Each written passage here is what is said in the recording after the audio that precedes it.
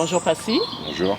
nous sommes ravis que tu nous accueilles aujourd'hui pendant ta présence au Festival de Cannes 2015. Donc Passy, tout d'abord, j'aimerais savoir qu'est-ce qui te motive aujourd'hui à être présent au 68e Festival de Cannes. En fait, c'est une longue histoire.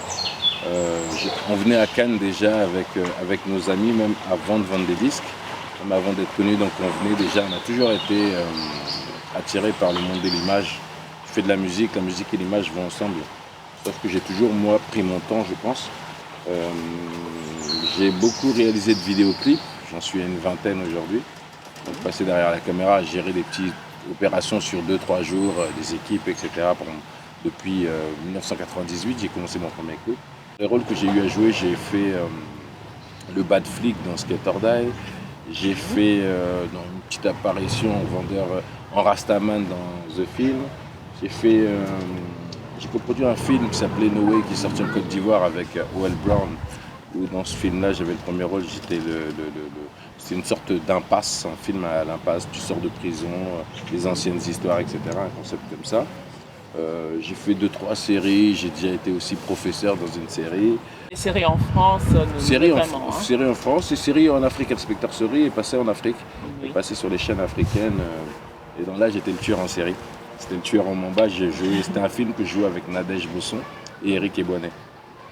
Donc avec Nadège, Eric, voilà, et chaque fois moi je me teste. Bon, c'est vrai qu'on est sur scène tout le temps, où on tourne des clips, donc on se met en scène. Quand je réalise aussi des petits clips, donc je demande beaucoup, moi je réclame. Donc j'essaie d'être aussi bien devant que derrière pour pouvoir maîtriser au mieux l'acting ou la réalisation. Enfin, je pense que les deux vont ensemble pour moi. Avant d'être producteur, j'étais artiste sur scène. Oui. Donc voilà, les deux, je les connais bien et ça me donne une vision juste, pas une vision trop folle. D'accord. Donc voilà pourquoi je viens à Cannes. Là, je viens, ce soir, j'ai une soirée caritative au Majestic. Oui. Donc on vient aussi, ça sert aussi à ça, notre métier, de pouvoir être là pour les bonnes causes. Et j'ai plein de rendez-vous, j'ai 2-3 scénarios qu'on doit me donner. J'y vais petit à petit, humblement.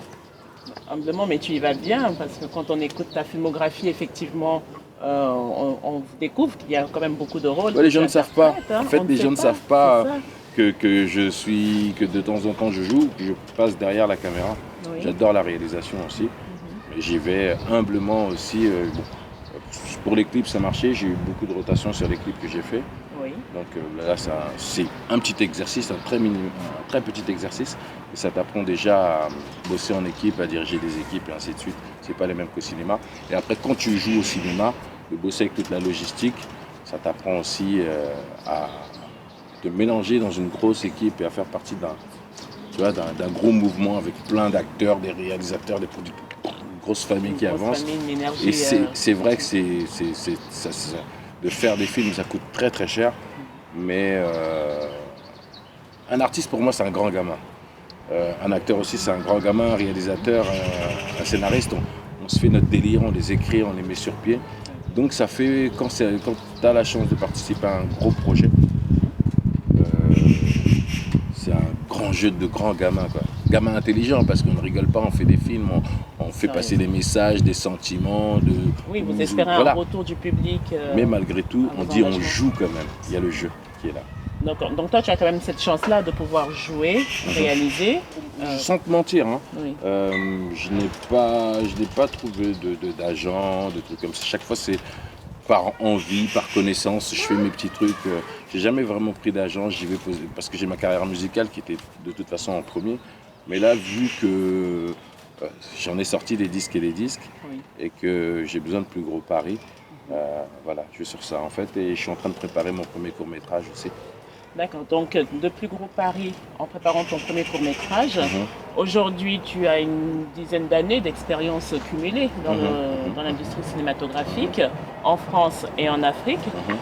Que penses-tu de la place qu'occupent les personnes d'origine africaine, afro-caribéenne dans l'industrie du cinéma? Est-ce que tu penses que c'est simple, c'est une question très simple. Quand je rencontre tous les acteurs, parce qu'on se rencontre sur Paris, tous les acteurs blacks, etc., oui, on se plaint qu'on ne soit pas assez représenté dans le cinéma.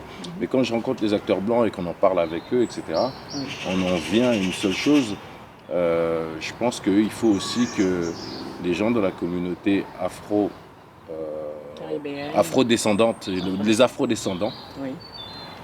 Doivent de plus en plus prendre le stylo, doivent de plus en plus écrire des rôles, écrire des choses par rapport à ce qu'ils vivent, parce que c'est pas évident de donner à quelqu'un qui est né ici à Cannes, en France, etc., dans le sud, dis-lui, écris un rôle pour quelqu'un qui vient de Bamako et qui vit en banlieue parisienne.